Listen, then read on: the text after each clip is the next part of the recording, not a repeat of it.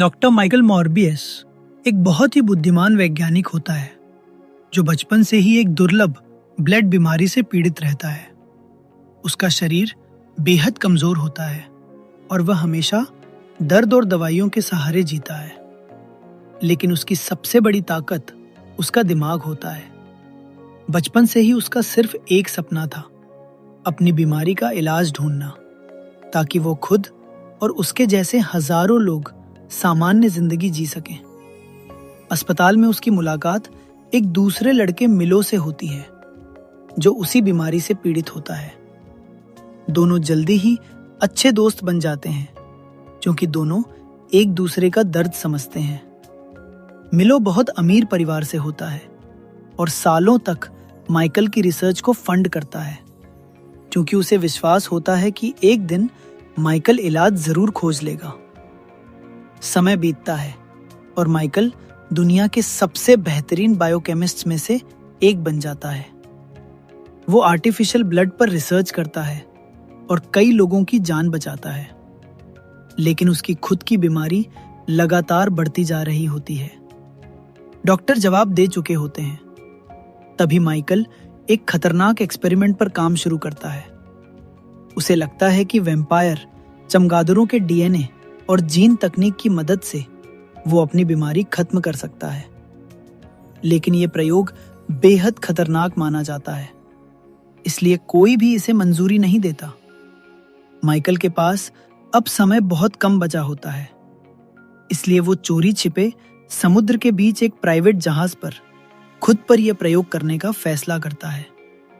उसके साथ उसकी साथी डॉक्टर मार्टिन भी होती है। शुरुआत में एक्सपेरिमेंट सफल लगता है। माइकल का शरीर पूरी तरह बदल जाता है। पहली बार वो खुद को मजबूत महसूस करता है। उसके अंदर सुपर स्पीड, जबरदस्त ताकत, तेज सुनने की शक्ति और चमगादड़ों जैसी इको लोकेशन पावर आ जाती है। वो दीवारों पर चढ़ सकता है और हवा में तेजी से मूव कर सकता है। लेकिन इस इलाज की एक भयानक कीमत होती है। माइकल के अंदर इंसानी खून पीने की खतरनाक प्यास पैदा हो जाती है।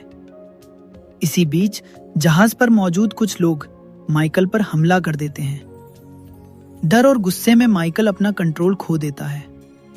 उसके अंदर का राक्षस जाग जाता है और वो बेहद तेजी और हिंसक ताकत से सबको मार देता है।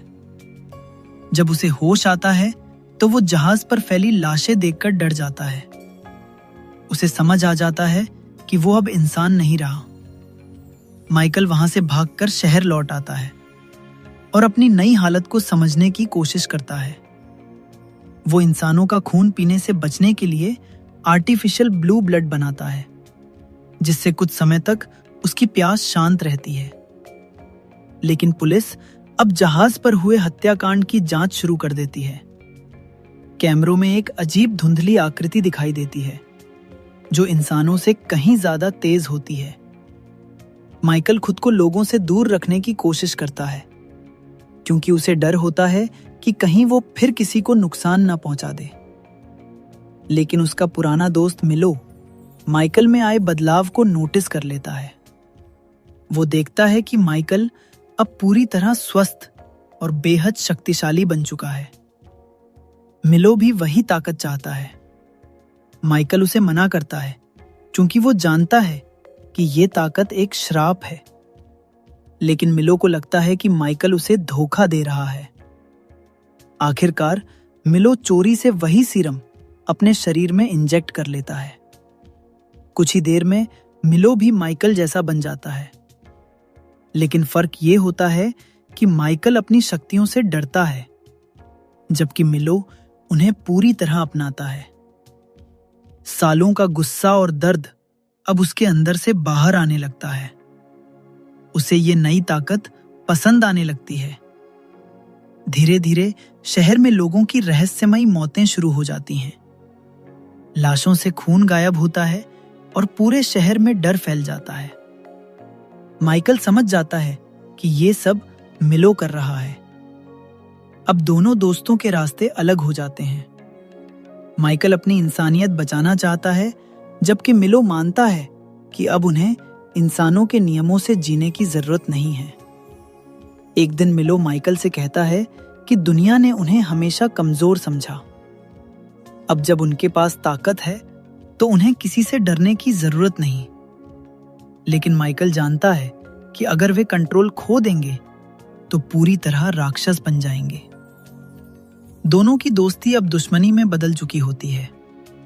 इसी बीच मार्टिन इस लड़ाई में फंस जाती है। वो हमेशा माइकल पर भरोसा करती थी, लेकिन अब वो देखती है कि ये एक्सपेरिमेंट कितना खतरनाक बन चुका है। फिर माइकल और मिलो के बीच एक भयंकर लड़ाई शुरू होती है।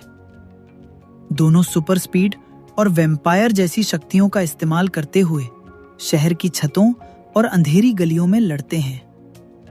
लेकिन ये लड़ाई सिर्फ ताकत की नहीं होती, ये दो पुराने दोस्तों की लड़ाई होती है। लड़ाई के दौरान मार्टिन गंभीर रूप से घायल हो जाती है। माइकल टूट जाता है क्योंकि उसे लगता है कि उसकी वजह से सब बर्बाद हुआ। अब माइकल फैसला करता है कि उसे मिलो को रोकना ही होगा। अपनी वैज्ञानिक समझ करते हुए वो एक खास केमिकल तैयार करता है और वैम्पायर चमगादड़ों की मदद लेता है।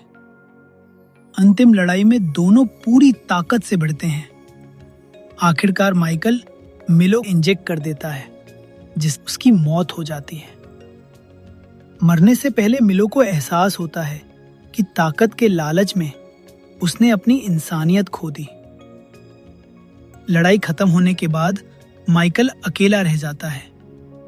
शहर अब भी उसे एक खतरनाक मॉन्स्टर मानता है। पुलिस उसे ढूंढ रही होती है। हालांकि उसने लोगों को बचाया, लेकिन वो जानता है कि अब वो कभी सामान्य जिंदगी नहीं जी पाएगा। अब माइकल मॉर्बियस इंसान और राक्षस के बीच फंसी एक ऐसी परछाई बन चुका होता है जिसे अपनी ही बनाई हुई ताकत का बोझ जिंदगी भर उठाना है। Now please subscribe cinema summary for movies explanation. Thank you.